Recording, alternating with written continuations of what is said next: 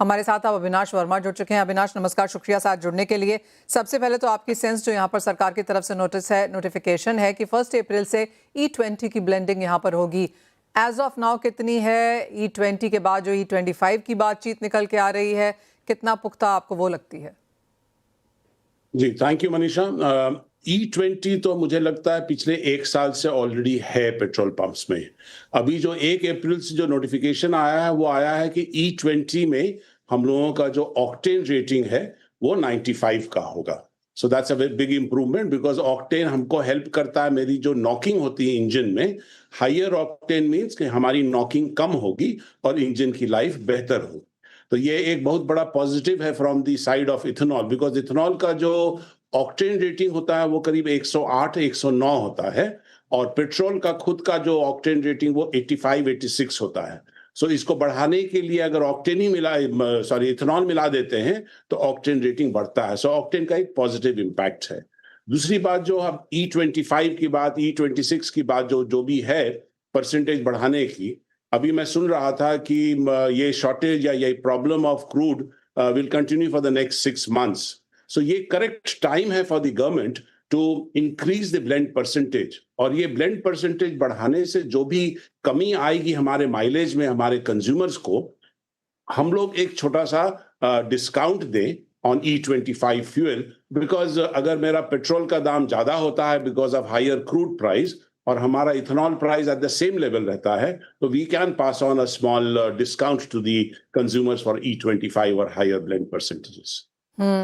Avinash, as of now तो हमें इतना भी नहीं पता होता कि हमारे पेट्रोल में कितना ब्लेंड है यहाँ पर। अगर हम E25 बता के उसमें यहाँ पर डिस्काउंट देंगे, आपको लगता है कि वो थोड़ा सा दूर है अभी क्या? ये कॉन्वर्सेशंस ऑलरेडी ऑन है? जो मैं पढ़ रहा हूँ न्यूज़पेपर्स में और मीडिया रिपोर्ट्स में, there is discussion in the government because I sincerely believe कि जब क्राइसिस होता है तो क्राइसिस से ही कुछ पॉजिटिव पॉलिसीज निकल के आते हैं, और अभी ये क्राइसिस आ रहा है। So we need to look at our own energy security, और यहाँ पर इथेनॉल की प्रोडक्शन, और आप जान रहे हैं कि सरप्लस कैपेसिटी ऑलरेडी देश में है बाय द अबाउट 20-25% मोर।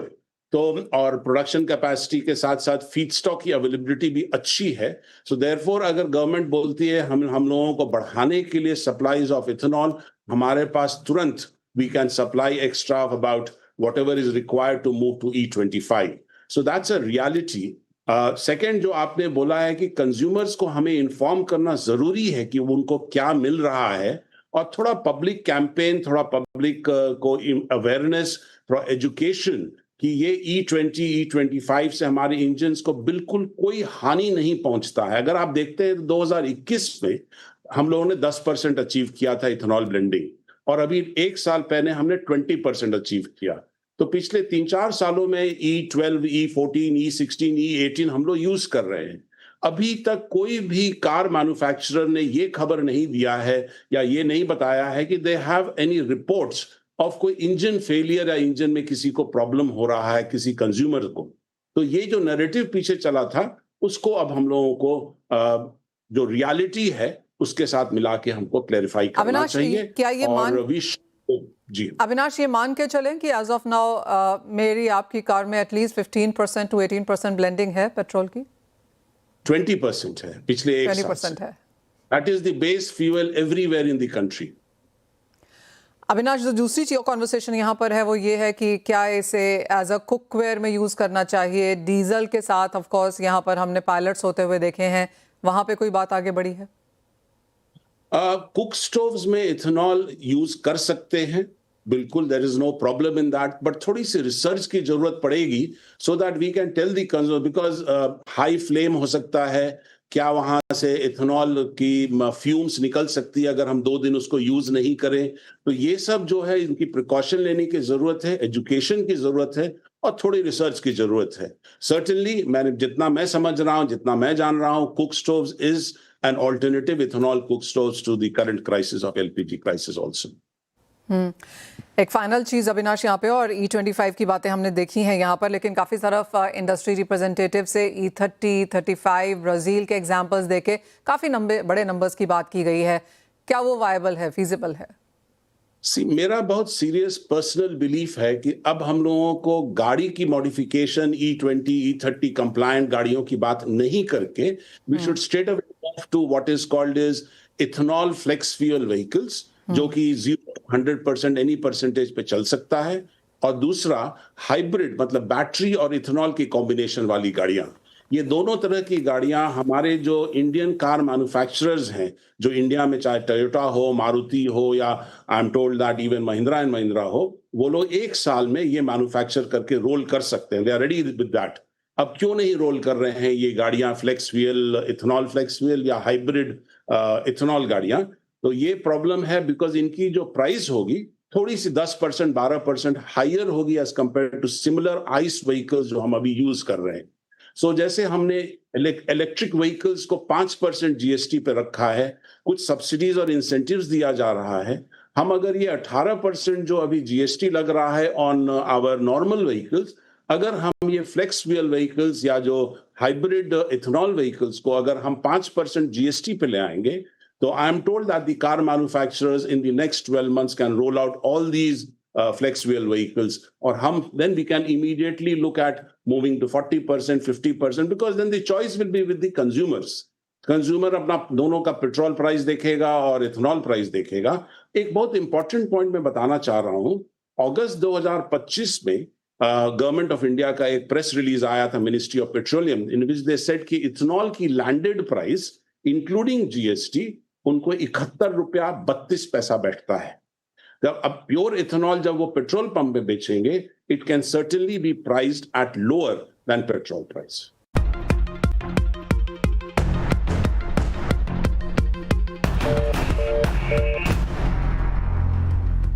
आईपीजे के चेयरमैन बिमल कोठारी हमारे साथ हैं। बिमल जी नमस्कार। और एक फाइनेंशियल ईयर खत्म होने वाला है और इसी के साथ साथ ड्यूटी फ्री इंपोर्ट्स की मियाद भी खत्म होती है। क्या कुछ आप सुन रहे हैं और क्या एक्सपेक्टेशंस हैं यहाँ से आगे जाकर तुअर उड़द जैसे पल्सेस के लिए? धन्यवाद मनीषा जी, आपने शो पे आमंत्रित किया। तो हाँ बिल्कुल, अभी 31 को कल जो हमारे जो इम्पोर्ट पॉलिसी है, खासकर तुअर उड़द और येलो पीस मटर पे जो इम्पोर्ट है वो 31 मार्च 2026 तक अलाउड है।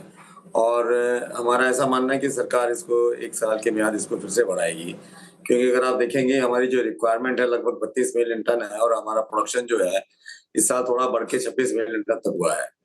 तो अभी भी हमारे यहाँ 6 मिलियन टन की जो 6 मिलियन टन का वो गैप है। इस साल जो हमारा इम्पोर्ट है लगभग 5.2 से 5.4 मिलियन टन, मतलब 52 से 54 लाख टन होगा, जबकि पिछले साल 73 लाख टन हुआ था।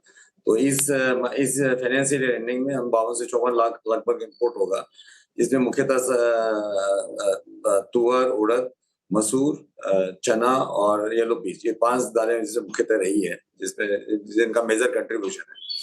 तो मैं समझता हूँ कि सर अभी भी हमारे यहाँ जो रिक्वायरमेंट है, जो डिमांड एंड सप्लाई में जो गैप है, सरकार इसको पूरा करने के लिए इम्पोर्ट करेगी। तो मैं समझता हूँ आजकल में हम जरूर देखते हैं कि आज पॉलिसी आएगी। और आज जहां तक आपने कहा ड्यूटी फ्री का, तो तुअर और उड़द पे क्या है कि ये मोस्टली एलडीसी कंट्री से आते हैं, तो इसलिए ऐसे भी इस पे ड्यूटी नहीं है। और हालांकि सरकार ने इसको ड्यूटी फ्री रखा है, और जो ब्राजील से जो उड़द आती है उसको भी सरकार ने ड्यूटी फ्री रखा है। तो हमारा ऐसा ही अनुमान है और हमने ऐसा रिकमेंडेशन भी किया है कि आप इसको जीरो ड्यूटी में ही एक्सटेंशन करें, क्योंकि हमारे यहाँ उड़द की काफी कमी है और भाव भी जो है अभी लगभग एमएसपी के आसपास है। उसी तरह येलो पीस भी जो है सरकार ने पिछले साल नवंबर में 30% ड्यूटी लगाई थी। तो उसके बाद हमने देखा कि उस ड्यूटी से जो प्राइसेज है काफी बैलेंस रहे हैं, उसमें न तो प्राइस में वृद्धि हुई है और किसानों के भी जो है उचित मूल्य मिले हैं। क्योंकि एक बहुत ज्यादा अगर आप नीचे भाव की दाल लाएंगे तो इसमें किसानों को नुकसान होता है और किसान फिर से डिस्करेज होते हैं कि वो आगे प्रोडक्शन नहीं करें। तो इसलिए मैं समझता हूँ कि हमने सरकार को ये रिकमेंड किया कि आप सेम पॉलिसी जो है उसको आप कंटिन्यू करें। और चने और मसूर पे जो 10% ड्यूटी है, मेरा अनुमान है कि वो इसी तरह जारी रहेगा। तो लगभग मुझे इसमें कोई चेंज नहीं लगता है। और मैं आपको बता दूं कि वार के बावजूद भी अभी भी हमारे पास जो दालों के दाम है वो काफी कंट्रोल्ड है, काफी सीमित मात्रा में है। अगर आप देखें तो काफी दालें, मुख्य तो जो बड़ी दालें जो मेजर पल्सेज हैं वो सभी अभी भी एमएसपी के आसपास या एमएसपी से नीचे बिक रही है। आपको कुछ चिंता विमल जी, आपको कुछ चिंता एल नीनो से है, क्योंकि अभी कुछ यहाँ पर सुनने को मिल रहा है कि मौसम शायद बहुत साथ नहीं देगा। जी हाँ, आपने ठीक फरमाया। वो काफी इंटरनेशनल ब्यूरो, जो इंटरनेशनल वेदर ब्यूरोज हैं, उनकी तरफ से काफी वार्निंग्स आ रहे हैं और हमने ये सरकार को इसके लिए बताया भी और सरकार को हमने आग्रह किया है कि चूंकि हमारे इस साल प्रोडक्शन अच्छा है, सरकार का अनुमान है चने का जो प्रोडक्शन 11.7 मिलियन टन, मतलब 117 लाख टन होने का उम्मीद है और अच्छी हम देख रहे हैं सब जगह अच्छी अराइवल्स है। तो हमने सरकार को एक रिकमेंडेशन किया है कि आप एक अच्छा बफर इस बार आप करें, क्योंकि पिछले साल जब सरकार ने प्रोक्योरमेंट शुरू किया तो 3.5 लाख टन चने से ज्यादा उनको चने की प्राप्ति नहीं हुई थी, लेकिन इस साल मुझे मेरा अनुमान है कि वो काफी अच्छी मात्रा में कर सकते हैं। तुअर का उन्होंने ऑलरेडी जो है प्रोक्योरमेंट शुरू कर दिया है और अभी तक ऐसा जो हमें समाचार मिला है कि लगभग 2.5 लाख टन तुअर ऑलरेडी प्रोक्योरमेंट कर चुके हैं। चने का जहां तक प्रोक्योरमेंट का सवाल है, वो राजस्थान, वो महाराष्ट्र, कर्नाटका और गुजरात में शुरू हो गया है। राजस्थान और एमपी में मैं समझता हूँ अगले महीने से शुरू हो जाएगा। तो ये सरकार की एक अच्छा मौका है कि सरकार कम से कम 40 से 50 लाख टन का एक बफर स्टॉक क्रिएट करे, क्योंकि जो सामने जो एल नीनो आ रहा है तो उससे अगर वो एल नीनो अगर का इम्पैक्ट हुआ तो खरीफ क्रॉप पे तो शायद हो सकता है इतना नहीं हो, लेकिन आगे जो हमारी फ्यूचर जो भविष्य की जो फसलें हैं, जैसे खासकर अगले साल की जो रबी क्रॉप है, उसपे बहुत बड़ा इम्पैक्ट हो सकता है। तो इसलिए जरूरी है कि हम एक अच्छा बफर स्टॉक क्रिएट करें और सिर्फ एल नीनो को देखते हुए नहीं, वार सिचुएशन को देखते हुए भी हमें करना चाहिए, क्योंकि वार एक जो काफी है, जो इंडेफिनिट पीरियड तक जा रहा है, अभी तक इसमें कोई क्लैरिटी नहीं कि कब खत्म होगा। तो इन दोनों, खासकर ये दोनों सिचुएशन को देखते हुए सरकार को 40 से 50 लाख टन का बफर स्टॉक क्रिएट करना चाहिए।